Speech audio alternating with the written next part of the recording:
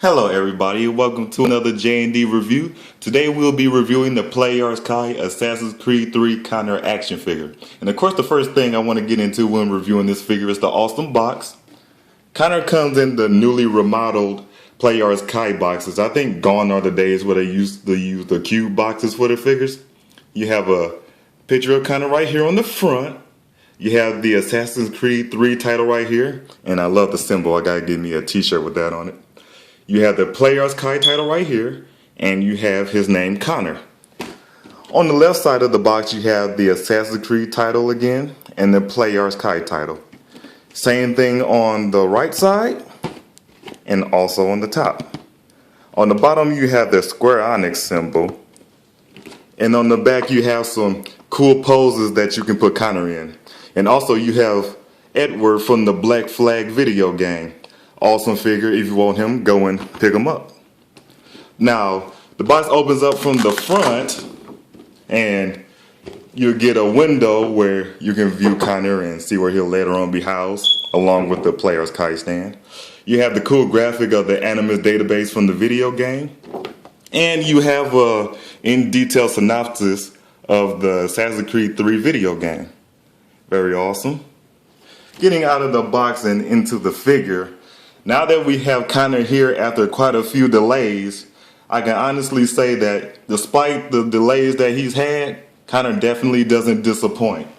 Getting into the paint, what I like about this figure is that they didn't go with the pristine white look. They went with a more realistic off-white color, which is very good. I love how they got the blue going down the trim of his coat, and in the back too. Love it. You also got a nice Indian design on his arrow pouch right here. Very awesome. And the detailing in his Indian bands look well too. Very nice on both sides. For those of you who don't know, Connor is part Native American, so I guess it was only right that he would have those. Also like the red sash, how it looks. And I love the chaps. It has that very dark brown look to it, making it look very realistic. And the paint is definitely amazing. Now, getting into the sculpt of Connor, Connor looks just like he did in the video game, and even better since he's here with us in real life. One thing I would like to point out about Connor is the hood. I love how the hood covers up a good amount of his face. If you know anything about the Assassins, you know that it kind of gives them that intimidation factor, and they look like angels of death, really. So at the end of the day, it's very good that they did that the way that they were supposed to. You have Connor's grimace underneath the hood. If you know anything about Connor, it always seems like he has a chip on his shoulder. So very good in portraying how he looks on that note. His arms aren't too long, his legs aren't too short, and vice versa. Everything on him is proportioned the way that it's supposed to. And I like to point out the pliable plastic that they have, especially in the coat. It has that almost rubber type plastic going on there. Also in his holsters and in his arrow pouch. You know, definitely gives way for the articulation there. Very nice on that part. Looks very good. Now getting into the articulation, Connor, starting from the head, can look this far to the left. I'm sorry, to the right.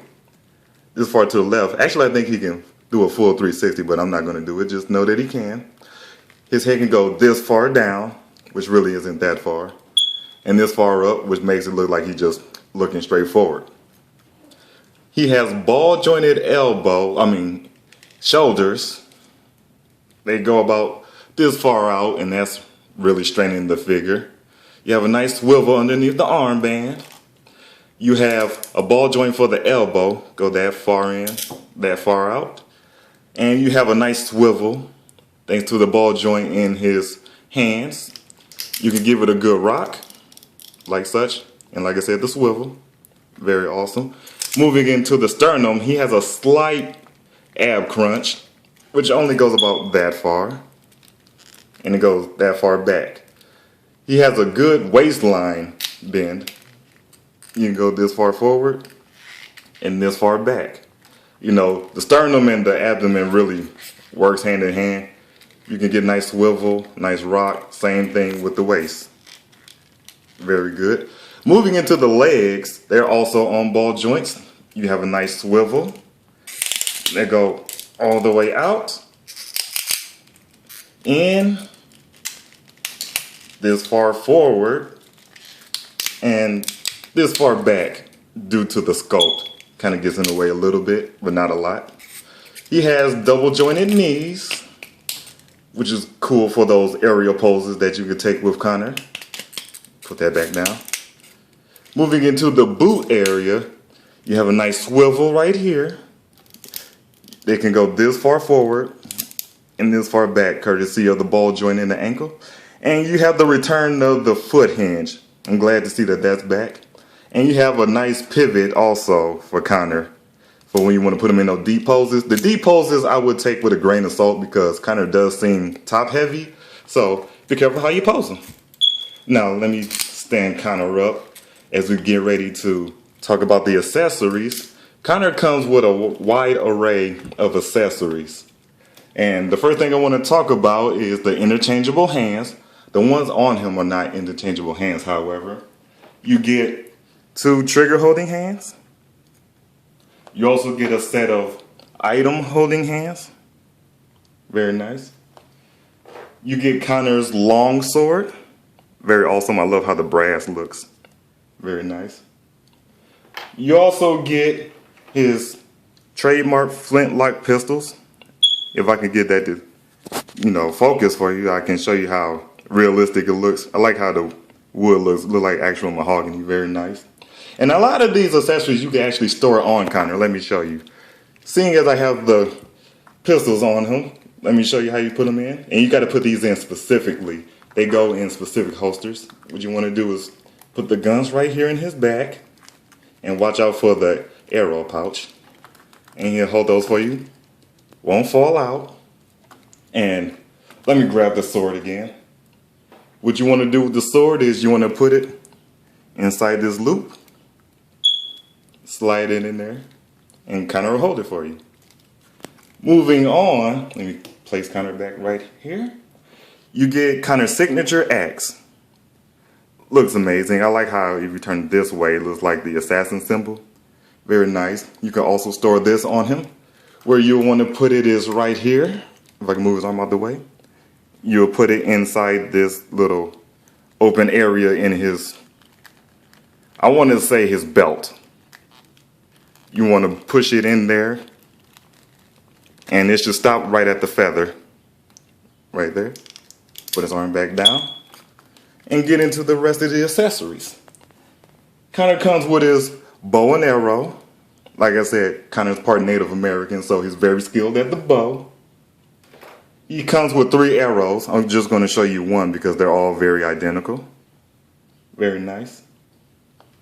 He comes with a folded down hood piece because Connor does have an interchangeable head. Well, in a way. I'm going to show you that in just a moment. Let me place that right there. And you have Connor's hair. Very awesome. Connor also comes with his signature wrist blades. The figure would be a fail without the wrist blades. All Master Assassins have to have them. You have the stealth blade right here. Looks very nice. This is the one you use to sneak people. You have the extended version for open battle. Very nice. Cool design. You have the swinging side. The knife will slide down here and catch right there. Very awesome. And you have it when it's not in use. What you'll want to do is put it inside this indentation in Connor's arm. Just take the bar piece and you can put it in. And it fits nice and snug, so it's not going to fall off or anything, and it fits in there perfectly. Now I'm going to leave this on because that indentation is not really supposed to be there. This is just supposed to look like that because it's closed, but let me put Connor back again. Okay, we're going to talk about how to exchange the headpiece. So what you're going to want to do is take his hair and this piece and apply it onto Connor. And this is how you do it. First thing you want to do is pop the head off. And you will want to remove this piece, which was on his back.